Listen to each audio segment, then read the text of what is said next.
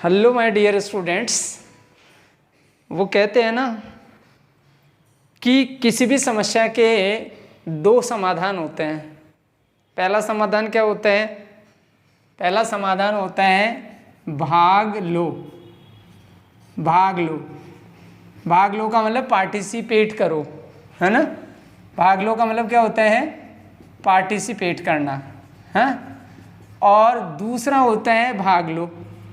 अब आप कहेंगे कि सर भाग लो और भाग लो यानी कि रन अवे, रन अवे, हाँ। तो कोई भी समस्या के दो ही तो समाधान है।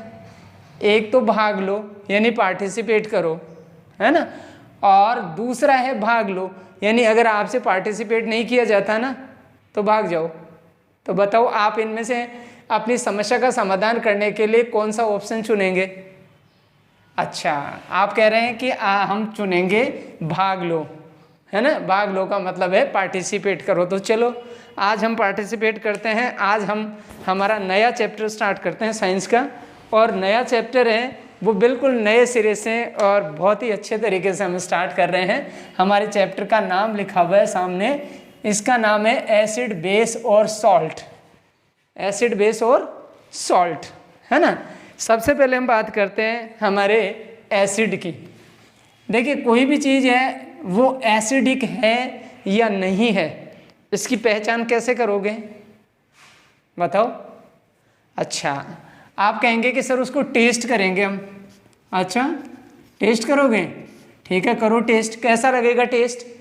अच्छा, टेस्ट सौर, हाँ हाँ हाँ, सौर टेस्ट होगा। तो आप कहेंगे कि सर अगर किसी भी सब्सटेंस का टेस्ट सौर है सौर है तो वो क्या है? वो एसिड है। तो भाई मैं ये कहता हूँ आपसे कि अगर आप हर एक सब्सटेंस को टेस्ट करने लग गए तो क्या होगा मालूम है? क्या होगा? आप करेंगे टेस्ट और वो सब्सटेंस आपको टेस्ट कर जाएगा। कैसे? जैसे मान लीजिए आपने है वो एक एसिड है जिसका नाम है H2SO4, सल्फ्यूरिक एसिड है, और सल्फ्यूरिक एसिड है, इसको हम तेजाब भी बोलते हैं। क्या बोलते हैं? तेजाब, ठीक है। अच्छा, इसको आप टेस्ट कर सकते हो क्या? कर सकते हो? नहीं कर सकते।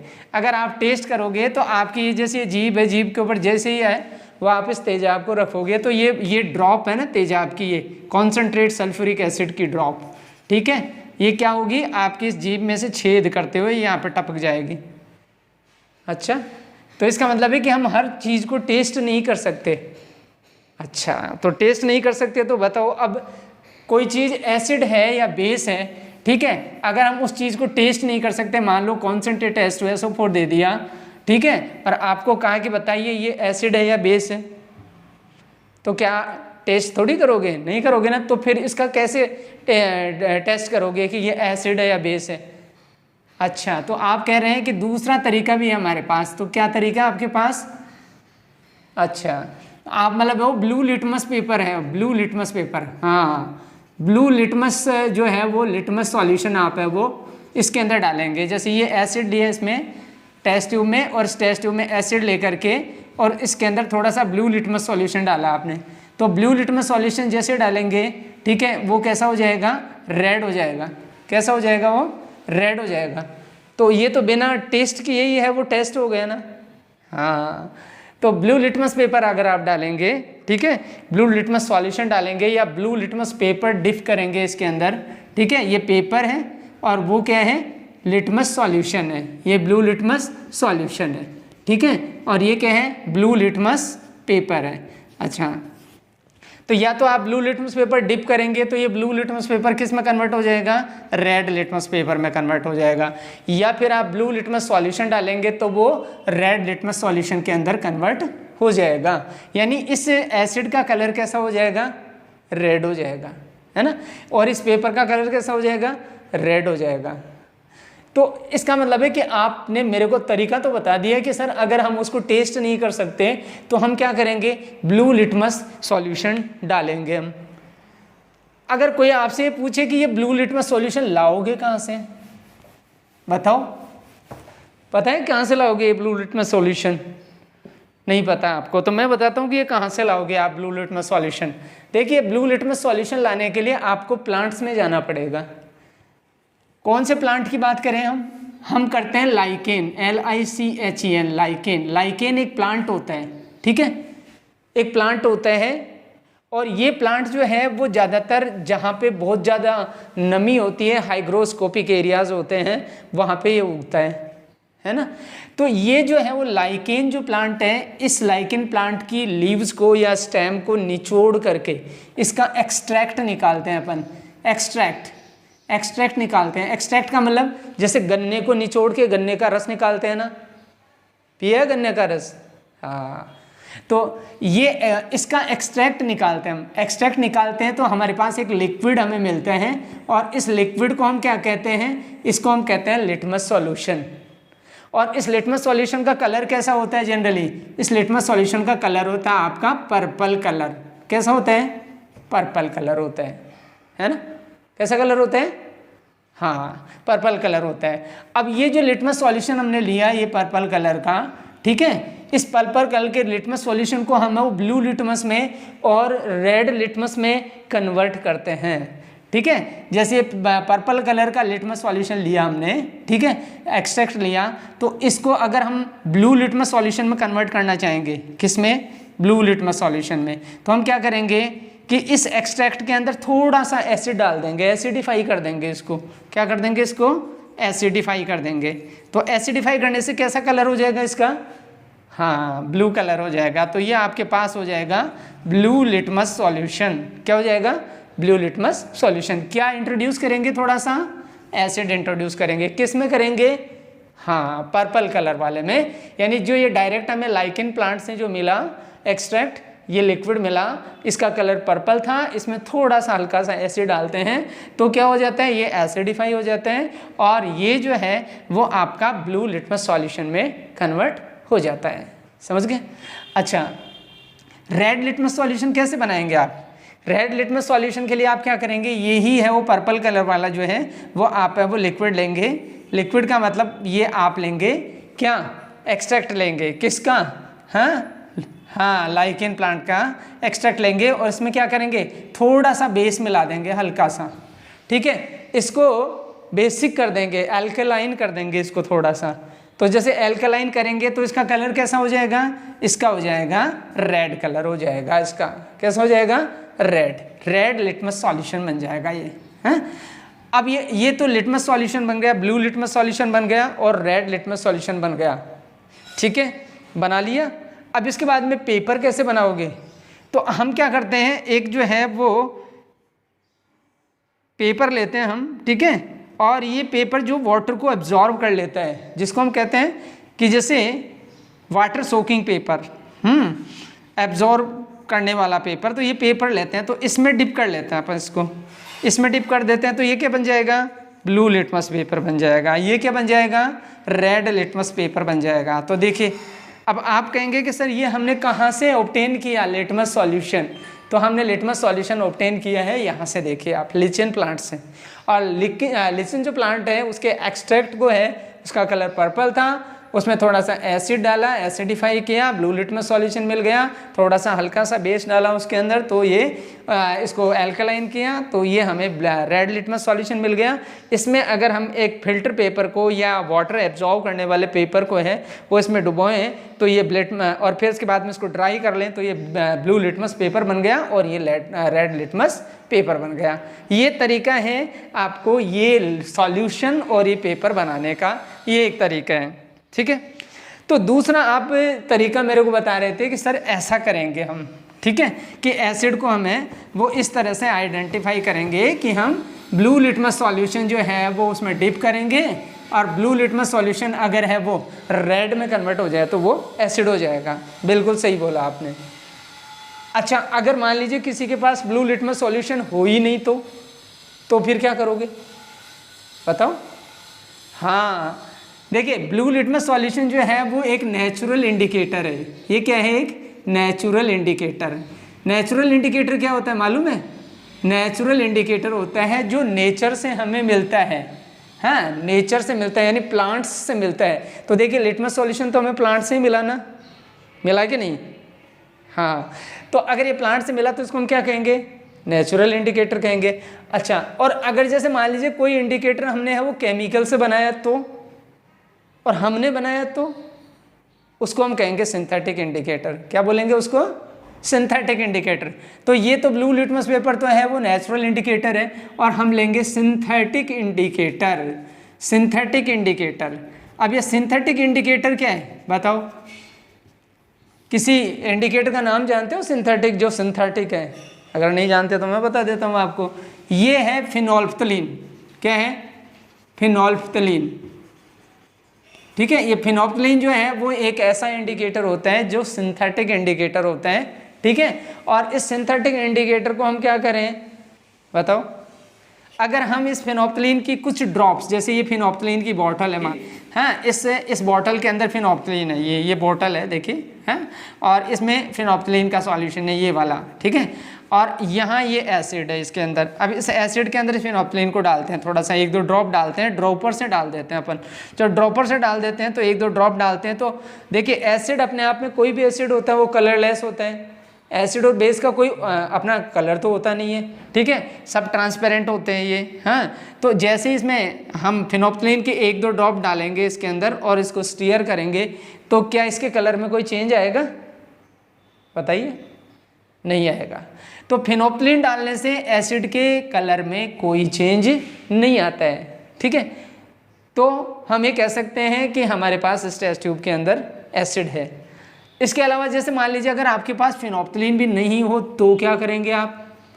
तो कैसे टेस्ट करेंगे इसको कि इसमें एसिड है या बेस है?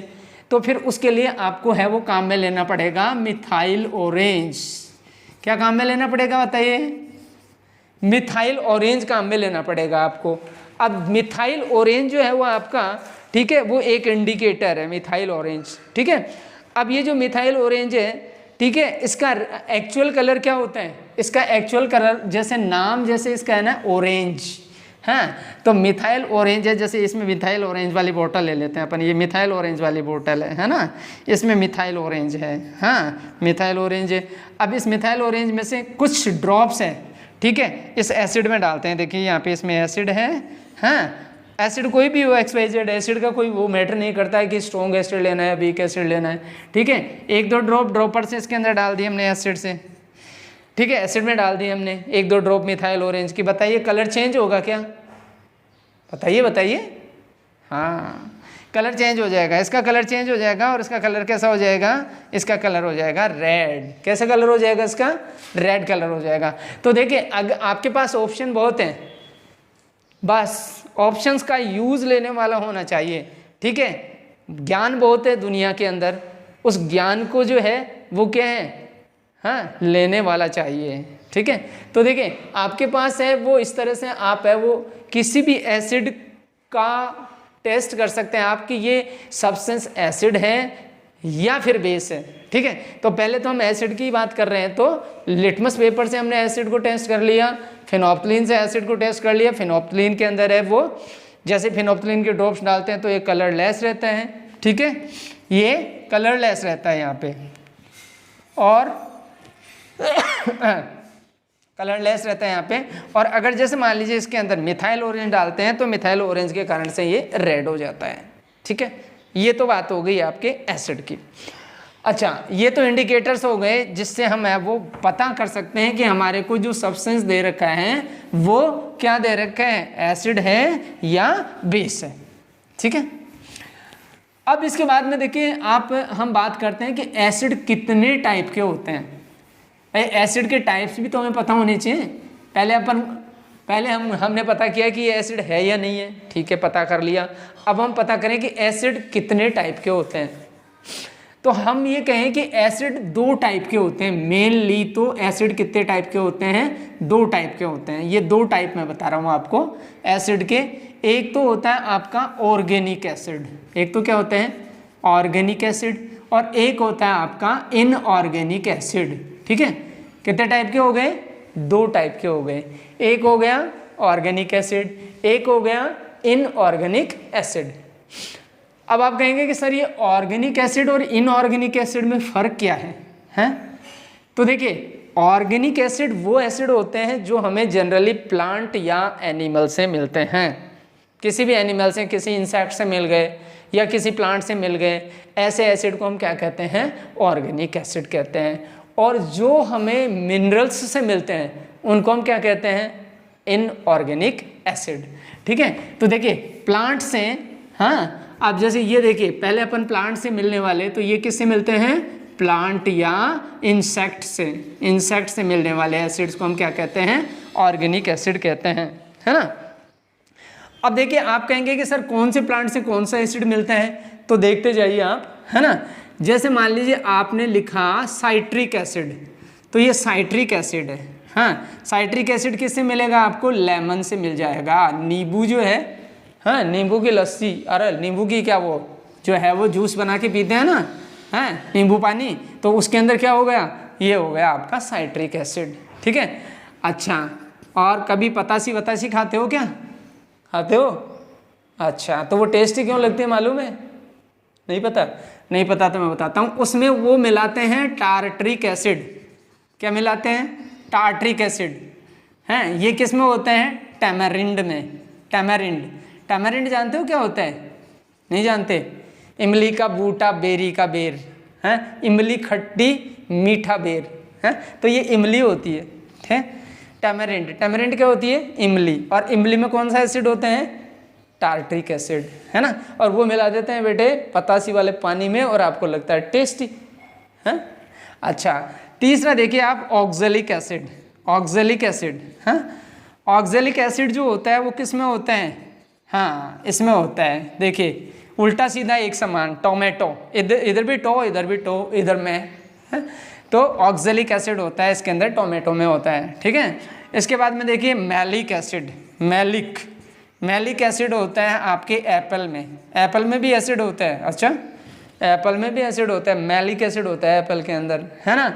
मैलिक एसिड हो गया एप्पल के अंदर। हाँ, इसके बाद में देखिए एस्कॉर्बिक एसिड। एस्कॉर्बिक एसिड, हाँ एस्कॉर्बिक एसिड। ये एस्कॉर्बिक एसिड किस में होता है?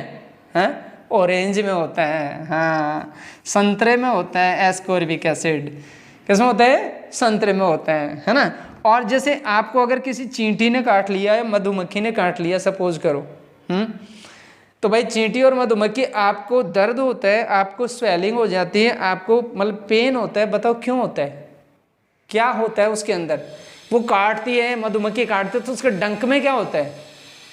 एसिड होता है। कौन सा? अच्छा, फॉर्मिक एसिड होता है उसके अंदर। कौन सा होता है?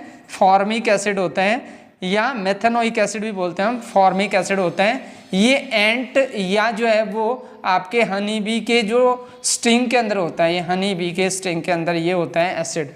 तो देखिए ये सारे एसिड्स कहाँ से मिल रहे हैं आपको? प्लांट से मिल रहे हैं ना, इंसेक्ट से मिल रहे हैं ना। तो ऐसे एसिड जो प्लांट या इंसेक्ट से मिलते हैं उनको हम क्या कहते हैं बेटा? बोलो बोलो। हाँ, ऑर्गेनिक एसिड बोलते हैं उनको, है ना। और ऑर्गेनिक एसिड जो होते हैं वो हार्मफुल नहीं होते हैं कभी भी। और एक्सेस में तो हर चीज़ हार्मफुल होती है, यू नो, एक्सेस में तो चाहे कुछ भी हो, सब तो हार्मफुल ही होती है। लेकिन एक लिमिटेड क्वांटिटी के अंदर जो है वो ये एसिड हार्मफुल नहीं होते हैं, क्योंकि ये सब चीज़ें तो हम खाते ही हैं। ठीक है, खाते हैं ना, बस तो ये हार्मफुल तो होती ही नहीं है इतनी ज़्यादा। ठीक है, ज़्यादा खाओगे तो फिर तो हार्मफुल होगी ना। तो ये तो हो गए आपके ऑर्गेनिक एसिड। इसके बाद में हम बात करते हैं इनऑर्गेनिक एसिड्स की। अब इनऑर्गेनिक एसिड्स हमें किससे मिलते हैं? ये मिलते हैं हमें मिनरल्स से। किससे मिलते हैं? मिनरल्स से। अब बताओ मिनरल से मिलने वाले एसिड में जैसे सबसे पहला एसिड हम ले लेते हैं हाइड्रोक्लोरिक एसिड, HCl। ठीक है, ये क्या है? हाइड्रोक्लोरिक एसिड है। अब ये हाइड्रोक्लोरिक एसिड मिनरल से हमें मिल रहा है। ठीक है, तो आपके मन में एक प्रश्न उठता होगा, क्या बायो पढ़ते हैं? अच्छा, तो आप अपने जब बायो पढ़ते हैं तो आप देखते हैं ना कि हमारे स्टमक में भी एक एसिड बनता है। कौन सा? हाँ वही बनता है, हाइड्रोक्लोरिक एसिड ही बनता है। तो क्या मिनरल होते हैं क्या अंदर? पेट में मिनरल होते हैं? नहीं नहीं नहीं, पेट में कोई मिनरल नहीं होता है। ये एक्चुअली क्या होता है, हमारे जो स्टमक है इसकी वॉल और इसके पास में कुछ सेल्स ऐसी होती हैं जो कि ये एसिड क्या करती हैं? सिक्रीट करती है, जो फूड को एसिडिक बनाता है। ये एसिड फूड को क्या बनाते हैं? एसिडिक बनाते हैं। और जब तक ये एसिडिक नहीं बनाता है तब तक जो है वो इस पर एंजाइम्स वर्क नहीं करते हैं। तो ये तो नेचुरल है। क्या है? नेचुरल है। लेकिन यहाँ पे मिनरल की फॉर्म में भी हम इसको ऑब्टेन कर सकते हैं HCl, है ना, हाइड्रोक्लोरिक एसिड मिनरल से भी हमें मिलता है। दूसरा है वो एसिड है आपका H2SO4 सल्फ्यूरिक एसिड, इसका नाम क्या है, सल्फ्यूरिक एसिड है ये, है ना, जानते हो आप, ठीक है। तीसरा जो है वो क्या है, नाइट्रिक एसिड HNO3, इसको हम बोलते हैं नाइट्रिक एसिड, जानते हो, नाइट्रिक एसिड, ठीक है। इसके बाद में देखिए ये जो है H2CO3, इसको क्या बोलते हैं, कार्बोनिक एसिड, इसको कार्बोनिक एसिड बोलते हैं, ठीक है। इसके बाद में देखिए H3PO4, इसको क्या बोलते हैं, इसको फॉस्फोरिक एसिड बोलते हैं, क्या बोलते हैं, फॉस्फोरिक एसिड बोलते हैं। तो ऐसे करके बहुत सारे एसिड्स होते हैं, कितनों के नाम लिखवाओगे मेरे से, थक नहीं जाऊँगा, आप भी तो थक जाओगे ना, थकान नहीं होनी चाहिए किसी को, ठीक है। ये एग्जाम्पल के तौर पे इतने तो बहुत है, ठीक है। तो ये सारे क्या हैं, ये मिनरल एसिड्स हैं, और ये मिनरल एसिड्स हैं जो मिनरल से मिलते हैं, और जो ऑर्गेनिक एसिड हैं, ठीक है, वो हमें मिलते हैं प्लांट और एनिमल से। तो अब आप समझ गए होंगे कि एसिड कितने टाइप के होते हैं सर, एसिड 2 टाइप के होते हैं, समझ गए, ठीक है। अब इसके बाद में देखिए ये तो बात हो गई कि एसिड ऐसे 2 टाइप के होते हैं। अब जैसे मान लीजिएगा कि कई बार हम कहते हैं ना कि सर ये थोड़ा सा कि इसमें खट्टापन ज़्यादा है, हाँ, और हम कई बार ये कहते हैं ना कि सर इसमें खट्टापन कम है, हाँ। तो इसका मतलब है कि एसिड जो है, ठीक है, एक तो वीक एसिड भी हो सकता है और एक स्ट्रॉन्ग एसिड भी हो सकता है, 2 टाइप के एसिड होते हैं, है ना, उनकी जो स्ट्रेंथ के बेस पे, ठीक है, 2 टाइप के एसिड होते हैं, वीक एसिड होता है और एक स्ट्रॉन्ग एसिड होता है। तो हम एसिड को और भी 2 पार्ट्स में डिवाइड कर सकते हैं, वो तो ओरिजिन के बेस पे, वो कहाँ से मिले थे हमें, ठीक है, और ये जो है वो उनके अंदर स्ट्रेंथ के बेस पे कि एक तो आपका हो गया वीक एसिड, है ना, और एक हो गया आपका स्ट्रॉन्ग एसिड, स्ट्रॉन्ग एसिड। अब आप कहेंगे कि सर वीक एसिड किसको कहेंगे हम, हमें तो कुछ पता नहीं है, कोई बात नहीं, तो पता नहीं तो हम है ना, ठीक है। वीक एसिड किसको कहेंगे, देखिए पहले तो हम इसके एग्जाम्पल ले लेते हैं, फिर बाद में बताते हैं आपको वीक एसिड क्या होता है ना। देखिए वीक एसिड में CH3COOH, इसको हम एसिटिक एसिड भी बोलते हैं, एसिटिक एसिड, या इसको इथेनोइक एसिड भी बोलते हैं, एसिटिक एसिड भी बोलते हैं और इथेनोइक एसिड भी बोलते हैं। H3PO4, इसको हम फॉस्फोरिक एसिड बोलते हैं, अभी लिखा था ना मैंने, ये फॉस्फोरिक एसिड है, फॉस्फोरिक एसिड है, ठीक है। ये जो है वो H2CO3 है, ये कार्बोनिक एसिड है, ये कौन सा है, कार्बोनिक एसिड है, ठीक है। तो ये जो है वो ये एसिड्स हैं, ये क्या है, वीक की कैटेगरी में आते हैं, वीक एसिड है ये, ठीक है। अभी बताएंगे आपको कि ये वीक क्यों है। अच्छा ये फिर देखिए, ये ऐसे कोई खाने पीने में वीक नहीं है ये, ठीक है भैया, आप वो बिल्कुल दुबले पतले एसिड है, ऐसा कुछ नहीं है। अभी बताते हैं आपको क्या होता है इसमें। ये देखिए ये स्ट्रॉन्ग एसिड है, H2SO4 स्ट्रॉन्ग एसिड है, HNO3 स्ट्रॉन्ग एसिड है, ठीक है, और ये जो है HCl ये स्ट्रॉन्ग एसिड है। कुछ एग्जाम्पल हम ले रहे हैं, सारे नहीं ले रहे हैं, ठीक है, ये सब है वो स्ट्रॉन्ग एसिड है। अब बता रहे हैं आपको कि ये वीक क्यों है और स्ट्रॉन्ग क्यों है, ठीक है।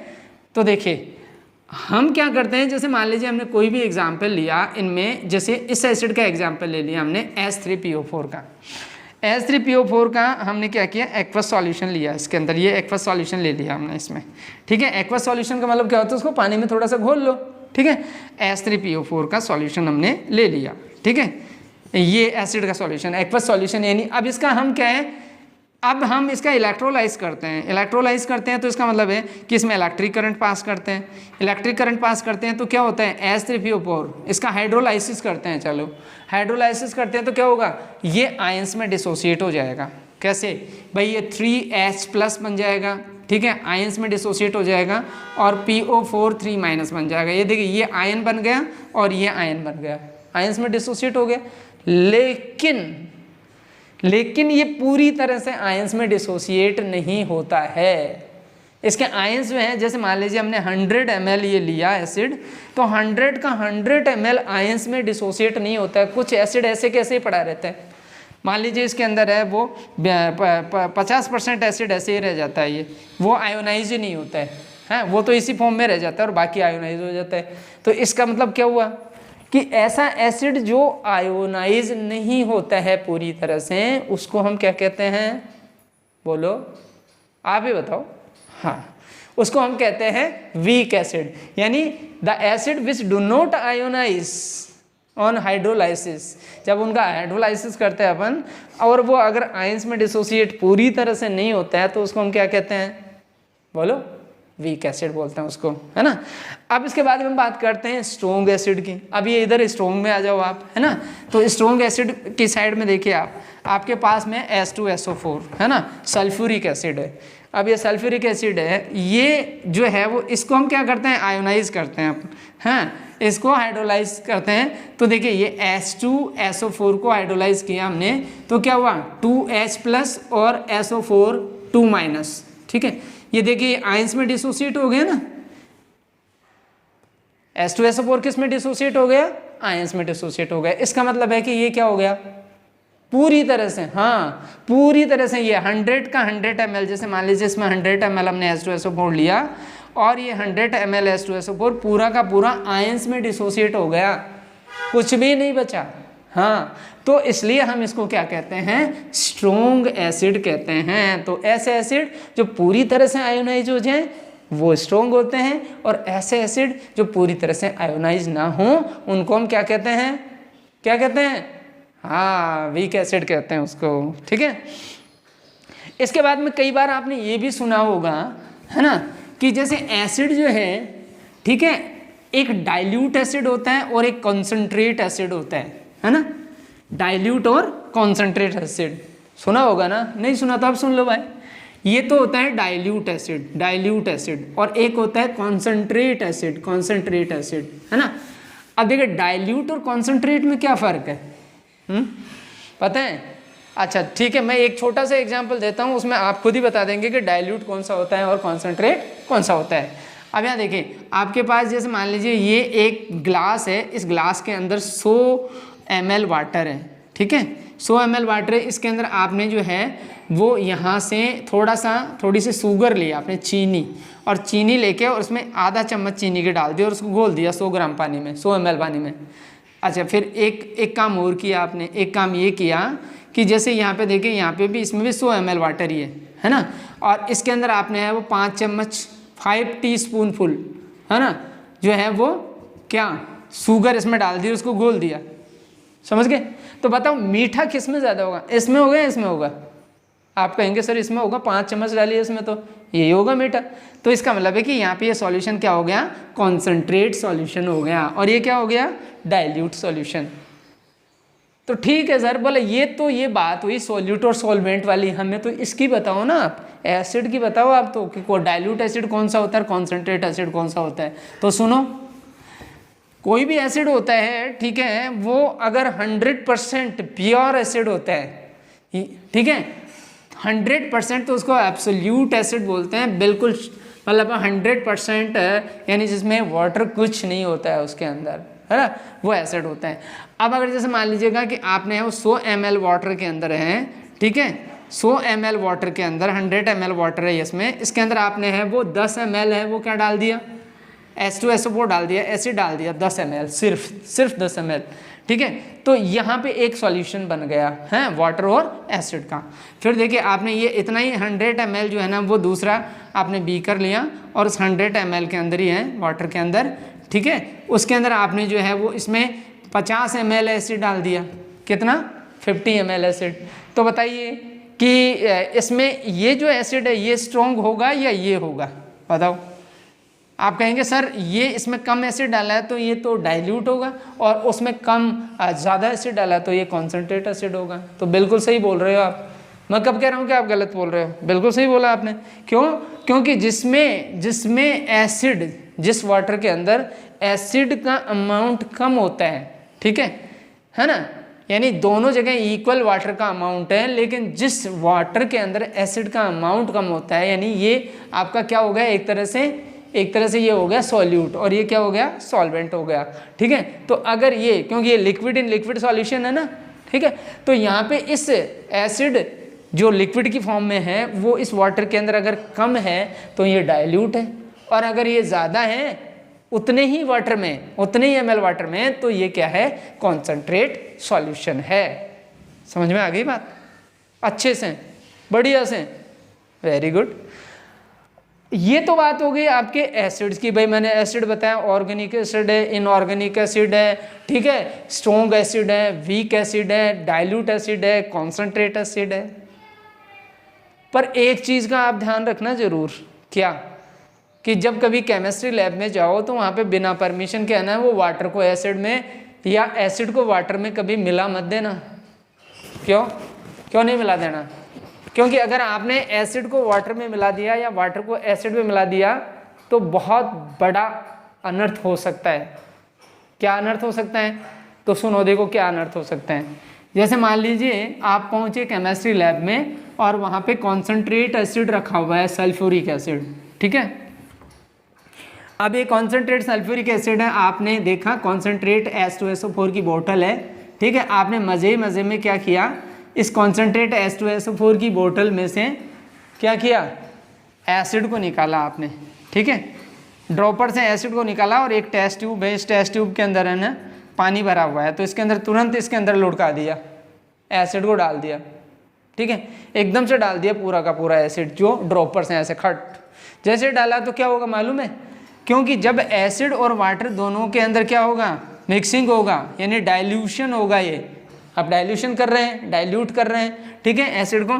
तो जैसे ही डाइल्यूशन होगा तो जैसे ही आप एसिड डालेंगे तो एसिड उछल के और आपके फेस पे, ठीक है, आपका फेस जो सुंदर फेस है ना उस पर गिर जाएगा और फिर सीधा आप वो सर्जरी डिपार्टमेंट में पहुंच जाएंगे।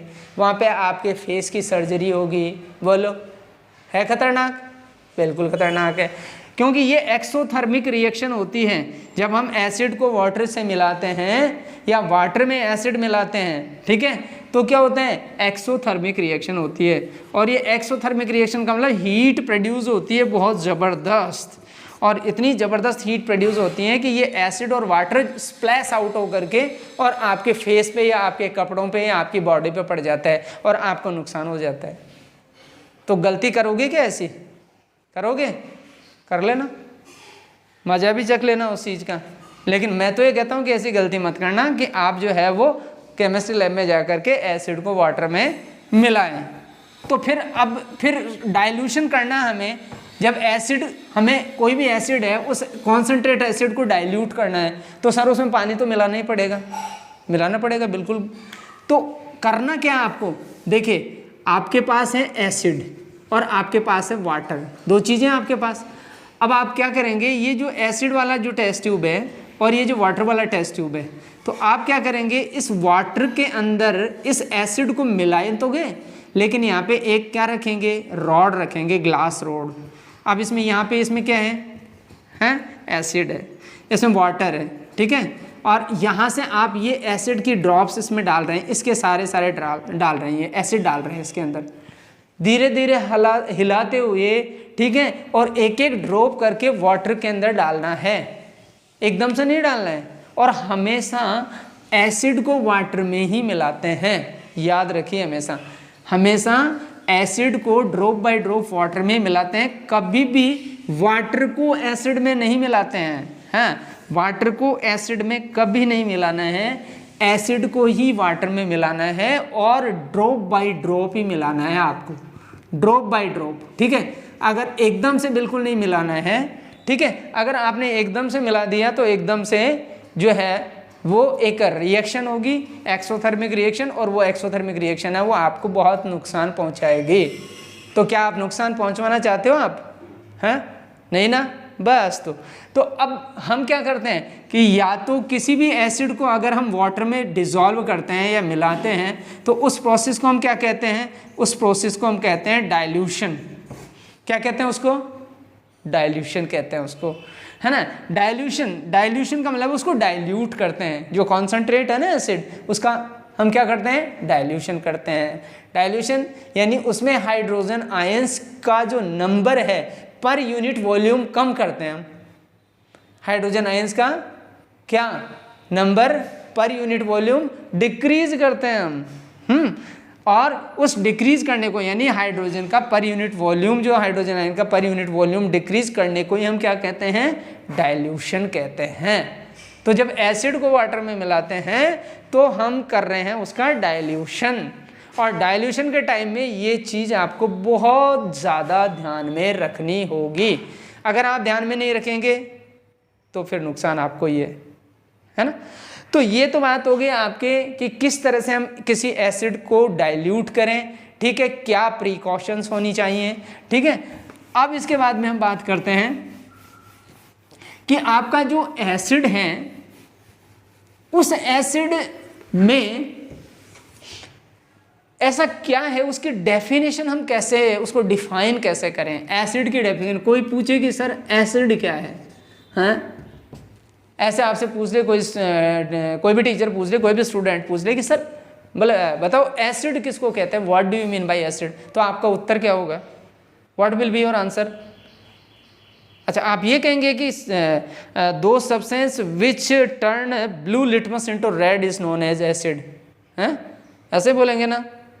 नहीं, ये सफिशिएंट नहीं है। आपका 10th स्टैंडर्ड है, आप बोर्ड की एग्जाम देने जा रहे हैं, तो ये इतना ही बोलेंगे क्या? नहीं नहीं नहीं नहीं, आप देखिए इसकी डेफिनेशन देने के लिए देखिए हम एक जनरल वे के अंदर तो हम ये कह सकते हैं कि ये ब्लू लिटमस सॉल्यूशन को रेड कर देता है, ठीक है, और फिनोल्फ्थलीन का जो सॉल्यूशन है उसके अंदर ये कलरलेस रहता है एसिड। फिनोल्फ्थलीन डालते हैं तो मिथाइल ऑरेंज डालते हैं तो मिथाइल ऑरेंज के ड्रॉप डालने से ये रेड हो जाते हैं, ठीक है। और चखने में हमें टेस्ट जब हम करते हैं तो टेस्ट करते हैं तो उसका टेस्ट और होता है, उसको हम एसिड कहते हैं, that is known as acid. यही बोलेंगे ना आप, तो अभी तक तो यही बात हुई है हमारी कि एसिड उसको कहेंगे जो ब्लू लिटमस को रेड कर दे, फिनोल्फ्थलीन के सॉल्यूशन फिनोल्फ्थलीन ड्रॉप डालें फिनोल्फ्थलीन सॉल्यूशन की तो कलरलेस रहे, मिथाइल ऑरेंज डालें तो रेड हो जाए, और अगर उसको टेस्ट करें तो सोर हो, यही होगा ना एसिड। लेकिन नहीं, ये स्टैंडर्ड नहीं हुआ आपका, स्टैंडर्ड तो अलग ही है। आप 10th के स्टूडेंट हैं, है ना, तो अब स्टैंडर्ड क्या बोलता है, एसिड की डेफिनेशन हमको अलग तरीके से देनी है। और एसिड की डेफिनेशन के लिए देखिए आपके पास है वो सबसे पहली डेफिनेशन जो दी वो दी आपके एरेनियस ने। एरेनियस एक साइंटिस्ट था, उसने डेफिनेशन दी एसिड की कि एसिड किसको कहते हैं, ठीक है। तो उसके हिसाब से एरेनियस के हिसाब से जो है वो एसिड की डेफिनेशन क्या थी कि दोज सब्सटेंस, यानी वो सब्सटेंस जो हाइड्रोजन आयन प्रोड्यूस करते हैं, which produce hydrogen ion, which produce क्या प्रोड्यूस करते हैं वो hydrogen ions, hydrogen ions produce करते हैं इन एक्वस सॉल्यूशन, है एक्वस सॉल्यूशन। वो अपने एक्वस सॉल्यूशन में अगर हाइड्रोजन आयन प्रोड्यूस करते हैं तो उसको हम क्या कहते हैं, क्या कहते हैं, हाँ एसिड कहते हैं। यानी हाइड्रोलिसिस के जब हम उसका एसिड का हाइड्रोलिसिस करते हैं तो हाइड्रोजन आयंस प्रोड्यूस होते हैं तो उसको हम क्या कहते हैं, एसिड कहते हैं। अब आप कहेंगे कि सर ऐसा हमें तो कुछ समझ में नहीं आ रहा, तो आ जाएगा समझ में। जैसे मान लीजिए आपने HCl लिया, उसको वाटर में डिज़ोल्व किया आपने, ठीक है, तो वाटर में डिज़ोल्व किया तो क्या हुआ, हाँ HCl, तो ये क्या होगा यहाँ पे ये जो है वो हाइड्रोजन आयंस बन जाएगा HCl, H+Cl-, ये हाइड्रोजन आयंस जो है वो बन जाएंगे, यानी हाइड्रोजन आयन दे रहा है ये एसिड, ठीक है। अब ये हाइड्रोजन आयन क्या है, इंडिपेंडेंट नहीं रह सकता, कोई भी हाइड्रोजन आयन जो होता है वो इंडिपेंडेंट नहीं रह सकता। तो ये हाइड्रोजन आयन बेटा क्या करेगा, H2O से रिएक्शन कर लेगा, H2O से रिएक्शन करके क्या कर देगा, ये H3O बना देगा, जिसको हम हाइड्रोनियम आयन बोलते हैं। क्या बोलते हैं इसको, हाइड्रोनियम आयन बोलते हैं। तो देखिए एसिड क्या हुआ, एसिड हाइड्रोजन आयंस प्रोड्यूस कर रहा है, तो यानी एरेनियस ने कहा कि जो सब्सटेंस हाइड्रोजन आयन प्रोड्यूस करता है अपने एक्वस सॉल्यूशन में हाइड्रोलिसिस करने पर, उसको हम एसिड कहते हैं। अब कोई ज़रूरी थोड़ी कि ये हाइड्रोक्लोरिक एसिड ही हो, हम H2SO4 भी तो ले सकते हैं, सल्फ्यूरिक एसिड। सल्फ्यूरिक एसिड क्या बनाएगा, 2H+ और SO4 2-, ठीक है। तो ये देखिए ये भी तो हाइड्रोजन आयन प्रोड्यूस कर रहे हैं, ये भी तो क्या कर रहे हैं, हाँ हाइड्रोजन आयन प्रोड्यूस कर रहे हैं। तो इसलिए जो सब्सटेंस हाइड्रोजन आयन प्रोड्यूस करते हैं एक्वस सॉल्यूशन में उनको हम कहते हैं एसिड। इसके बाद में हम वो ये एसिड की डेफिनेशन और भी बात करेंगे और भी बहुत सारे एसिड के डेफिनेशन अदर साइंटिस्ट ने दी है, लेकिन ये बात करेंगे हम इससे नेक्स्ट वाले लेक्चर में, लेक्चर नंबर कौन से 2 में। ठीक है, थैंक यू।